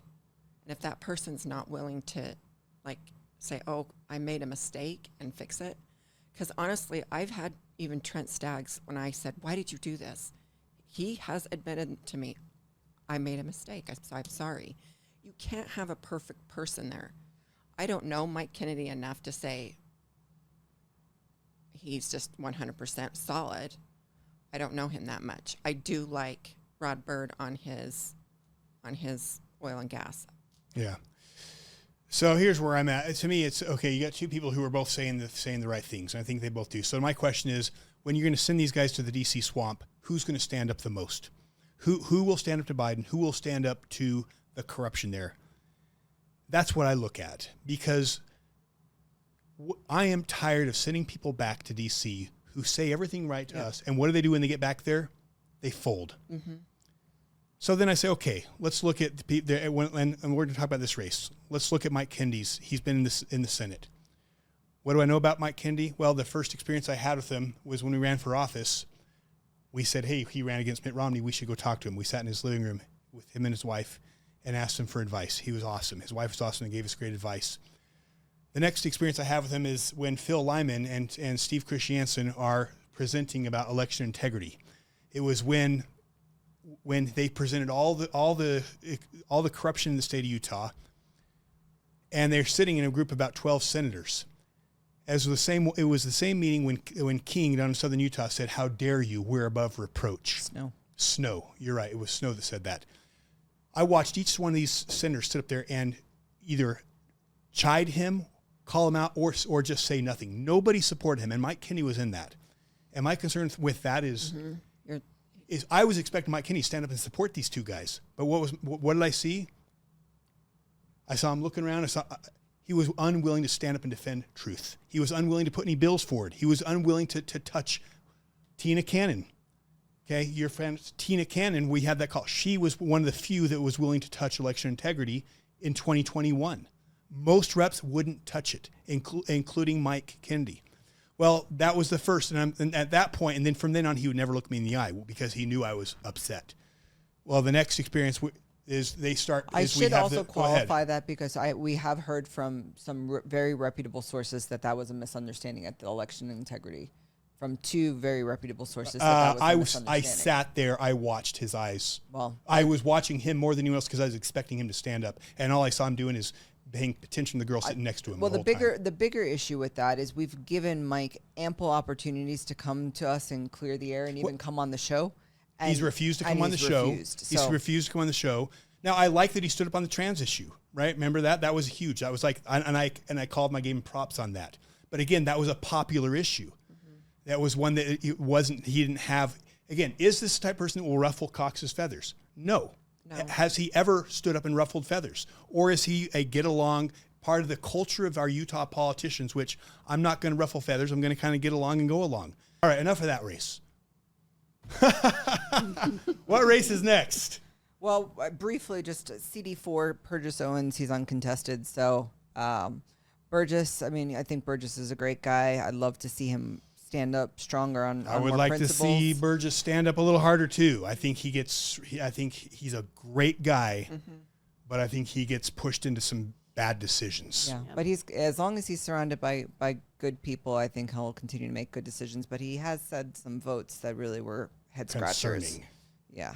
So Burgess, we do love you. I love you as a person, but just get it. We need fighters. Look. There's a war being waged on the soul of this country. And we need people who will stand up and fight, not people who disagree better or just go along and try to stay and not ruffle feathers or lay low. And that's what I'm looking for. And you have to surround yourself with the people that can help you in that movement. You can't surround yourself with other people that won't help with it. Yeah. Do you want to talk about Davis? Yeah, I think we're going to get into the three main counties now with races. Just briefly, we'll throw up the one on Davis County up. We spoke about most of these already: the governor race, the Senate race, the Attorney General race, the Auditor race, CD1 race. Again, that goes with Paul Miller, not Blake Moore. CD2, again, of course, Colby Jenkins, not Celeste Malloy. But I do want to also just make special mention to the other names on this list. I can't speak to many of them. But we do support the Davis County Conservatives endorsements. So John Crofts for Davis County Commissioner, Kelly Sylvester for Davis County Recorder. As we mentioned earlier, the state school board, there's a tremendous candidate there, Rod Hall. He's a pastor up there. We absolutely adore Rod. He is a rock star. He is a rock star, Rod Hall. And school board's so important. Definitely. And we've got to stand up for our kids. And we have some amazing school board candidates and not amazing. So but Rod Hall's awesome. And have a man in there like him. That would be so cool. He is a rock star. He's amazing. Someone that we've actually had on this show, Ron Mortensen, Utah State Senate District 8, up against Todd Weiler, who is horrible. Yes, he is deep state establishment. He's as bad as it can get. And I was hoping to have some talking points, but honestly, he's one of those guys that need a show just of his own because he's just so bad. If we do get something, we'll throw it up on the screen. Melanie Mortensen for the Davis School District 1. Trevor Lee, the incumbent, a good friend of ours, also been on the show many times. Utah House District 16, his opponent is also absolutely horrible. She's part of a club they call up there calling the Bean Girls, and I think that's putting it nicely. She also has some ties, I believe, to Celeste Malloy with some of the things that got shut down in SEC, and that we put up earlier on when we were talking about the AG race. Another good friend of ours, Jennifer Garner, She's Utah amazing. House District 17. Fight for her. Yeah, she's just tremendous, wonderful, constitutionally sound, and she's a fighter. And the last person up in Davis County is Tina Hartman in Utah House District 19. Okay. So if you're in Davis County, please support these candidates. You have some incredible fighters. And I'll tell you, Davis, there is a concerted effort to take over some of the conservative voices there. So we need to stand up and we need to fight for them, especially in the school board races and in those House races. You want to hit Utah County, since I've got it up here? Sure. So Utah County, there's a few races worth talking about. I think for the most part, we are supporting every single one of the convention winners. There in District 58, it was just narrowly getting by Holly Sweden and David Schallenberger. We love Holly. Holly is incredible.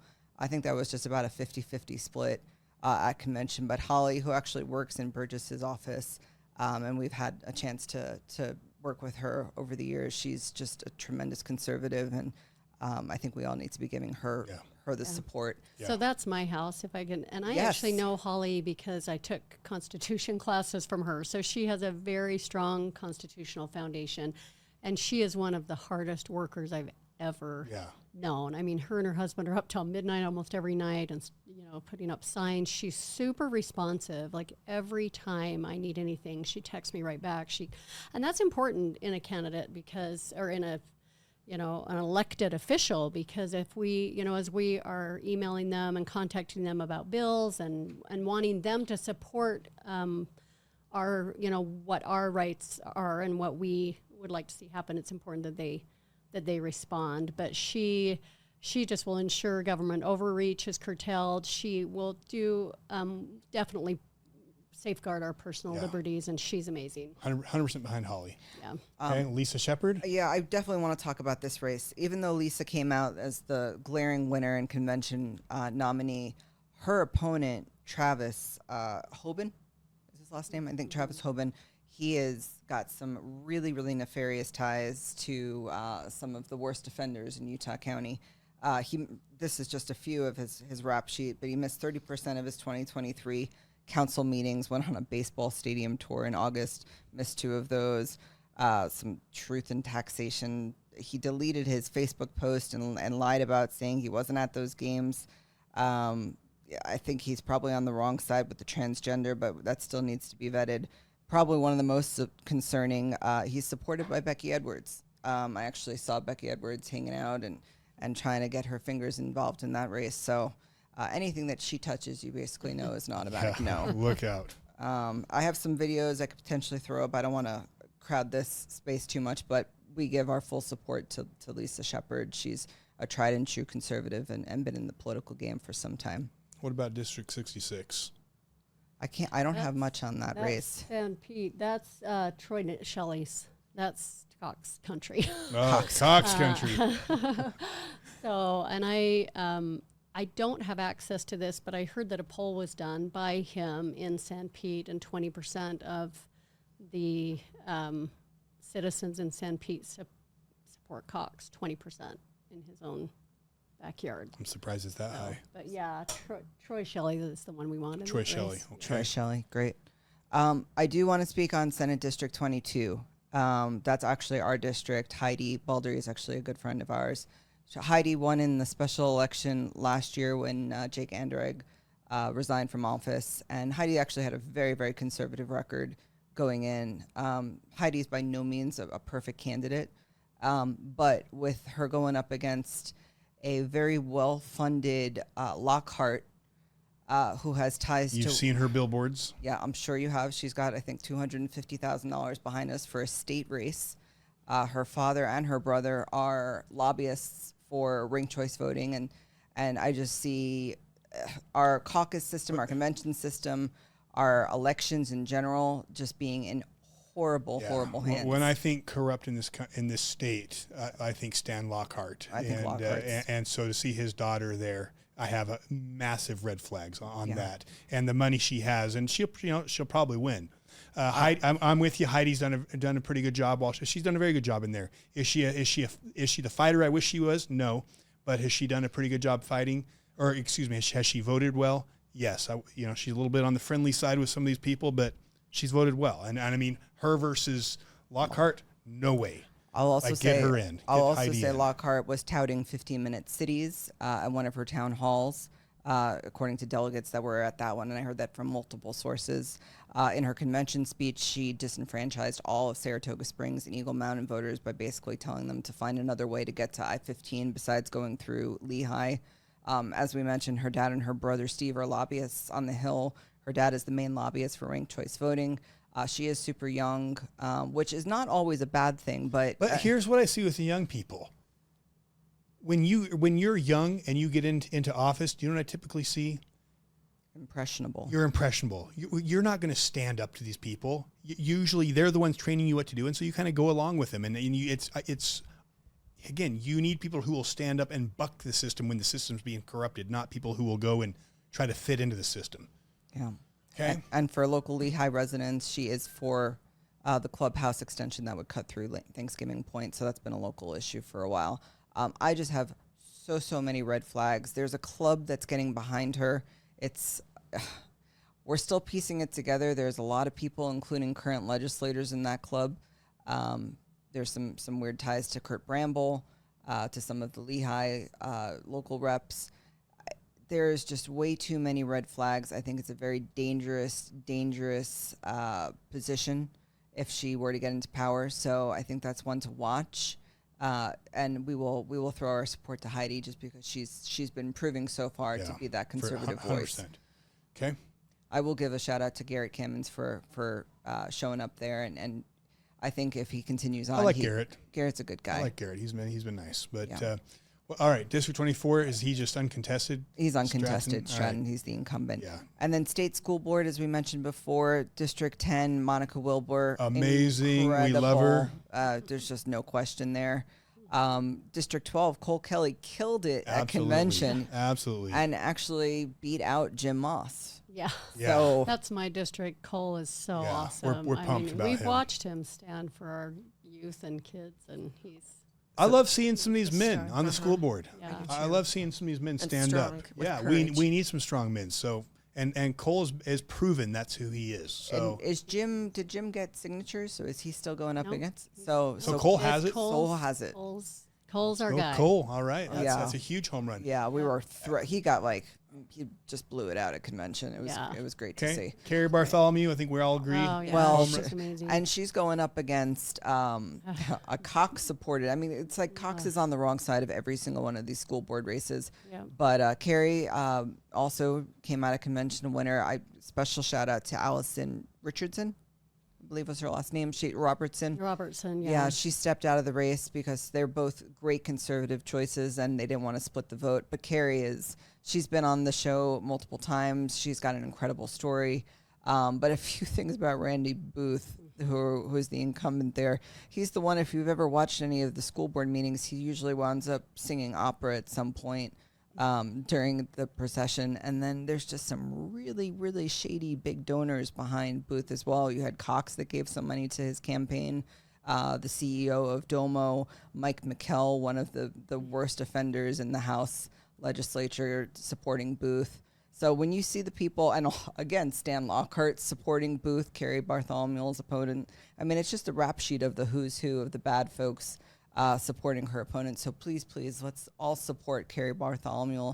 I think she would be a tremendous asset to our school board, and we're just so honored to have her in Utah County and also part of our show whenever Carrie can come and share some knowledge and expose some crazy stuff that's going on with our kids. So that is most of the main races in Utah County. I think now Salt Lake. Yeah, Salt Lake, and there's a lot going on All right. in Salt Lake County that we got to get into. I'm not going to talk about the uncontested races. Well, you go ahead. I'll find this here. Okay. I mean, the uncontested races right now, you have Erin Ryder running for mayor. I mean, it would be nice to have a conservative there. She ran for Congress last year and just got wiped out. I think that was CD2 that Aaron Ryder ran in, and she barely made a dent there, but she won overwhelmingly for Salt Lake. Carlos Moreno, a good friend of ours, running for council up there. He won convention at 70.4%. Carlos is a great guy from Venezuela. We've also had him on the show before to tell his story about coming in from Venezuela. I won't speak about any of the other county candidates, but I do want to bring up the video for the county council at large race, Mike Carey against Rachel Morris. This is actually a very interesting race. Mike Carey is a great guy. We've been able to spend some time with him and get to know him a bunch. And we've been able to see some things exposed on his opponent, Rochelle Morris. So I'm just going to play that video really quickly about her and her ties to Becky Edwards.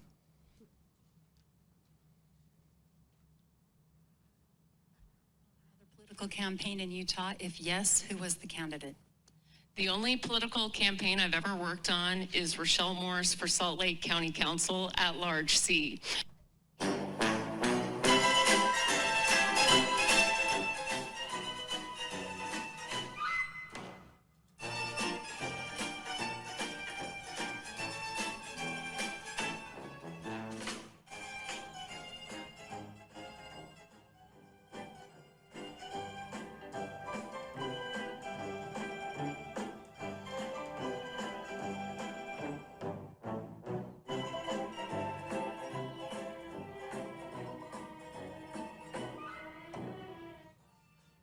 So that goes on, and we'll post the link to that YouTube on the link below, and also on our page. But anyone with that strong ties to Becky Edwards and then blatantly lying about it, I mean, that's every red flag in the book. Ridiculous. Yeah, if she's going to lie about something like that, what else is she going to lie about? Yeah. Yes, exactly. So Mike Carey is a home run for us, and anyone in Salt Lake looking for that at-large seat, it's Mike Carey that we're going to be supporting there.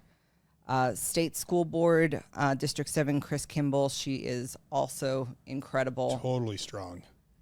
Just brief mention on District 9. That was Natalie Klein's district, and that was the concerted effort by Cox and team to get his choice, Amanda Bollinger, in.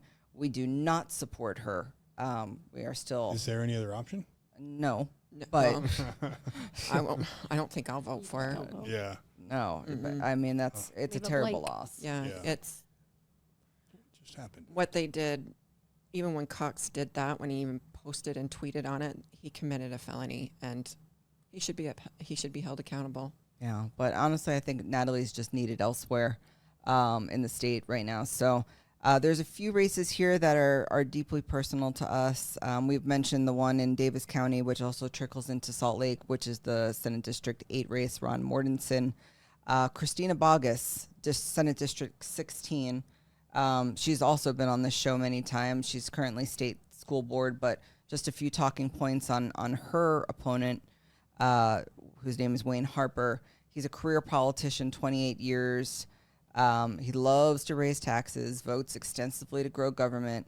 And then we have a few videos that we'll put in the link just to talk about some of those legislative candidates and a few from Christina herself. So his patterns do not match his promises. He's voted to grow government more than 200 times in less than 2 legislative sessions. He runs chronic UN model legislative with overlap of 70 to 90%.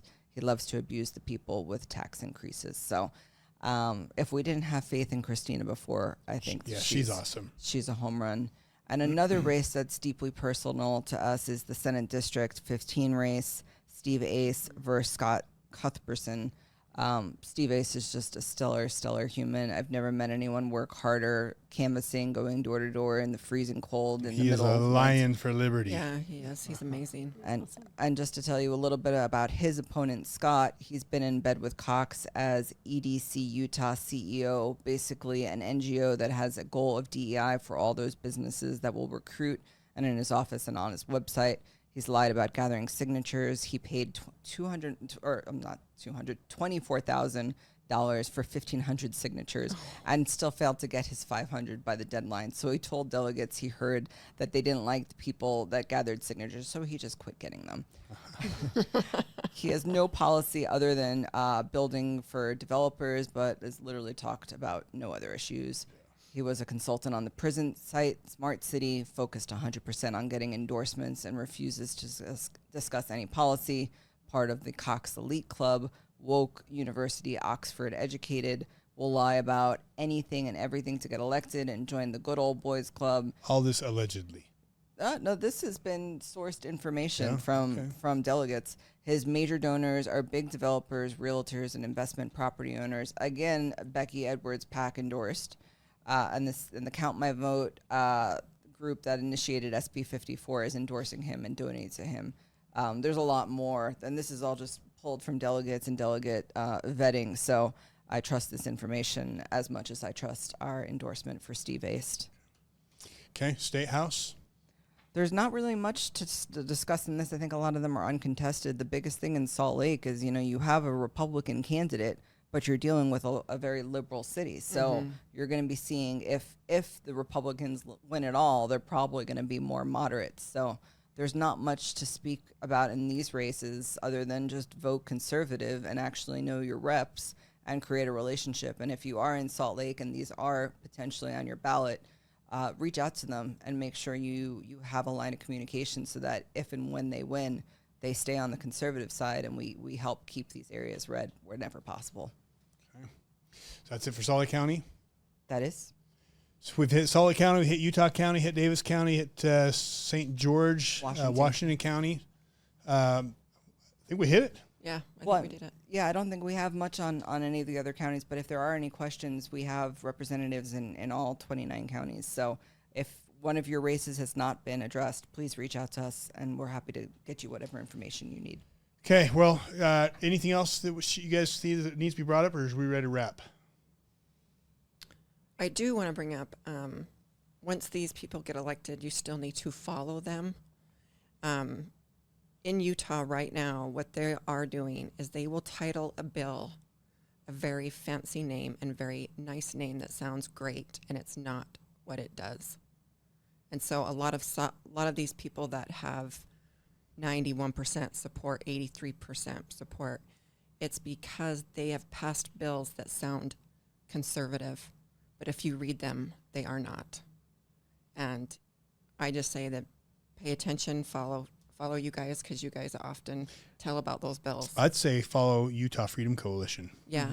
I think they're the best. Or defending Utah. Defending Utah is awesome. Yeah, Utah Citizens for the Constitution, Jen and Mike Brown. That's a great. Oh, they're great. They're great. And they provide information on the bills. And I don't know I think it's important for citizens to know how important it is for each of us to contact our representatives. I wasn't super, like I said before, wasn't super involved politically, but Jen Brown had Ken Ivory, who's a good representative, on one of her calls, and he talked about a bill that came down to an email from one citizen that swayed the vote, and it was a really important bill that we needed to pass. So it does a lot, when we take a few minutes and we text or we email our reps and tell them how we feel about that bill.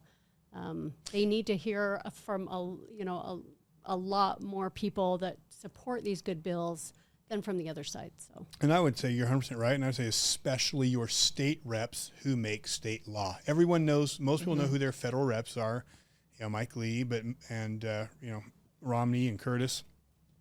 But the impact you can have with them is minimal compared to the impact you can have with your state rep.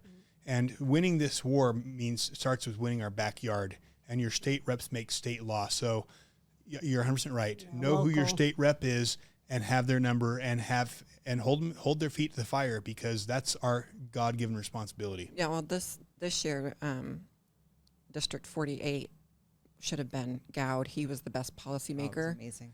But I will be watching Doug, and I will email those delegates and tell them each bill what they mean and what it does. And there's something really interesting about that race, 48, and also what's the other one? Carlos Moreno. If you scroll up a little bit, that really shows the voice of the minority in the state. Carlos Moreno is very active in the Latin community, the Latino community. He's Venezuelan, and they really came out and assembled around him. And same thing with FIFA. How do you say? Is that how you say his name? He's what's the Polynesian. Polynesian? Thank you. I didn't want to say anything derogatory if it was not the right word, but the community came out. They rallied around him. So if you're like, oh, well, I don't have a voice here because I'm in the minority, because I think this way, or because we don't have a voice, that really just goes to show how strong of a voice you can have when your community comes out and turns out for your representatives. Yeah. Well, thank you all for watching. Thank you for your support. Thank both of you for joining us and for all the insight. I'm going to bring you on when we do our deep dive on John Curtis. I'd love to have you come back. You've done a great job, and you have a lot of content there, so I'd love to really give you a chance to dive deep into that. And thank you guys for your supporting, and get out and fight, get out and be involved. This is your country, this is your state, and these people work for you, and it is our God-given responsibility to hold them accountable. So thank you for watching, and God bless you guys, and God bless America, and God bless Utah.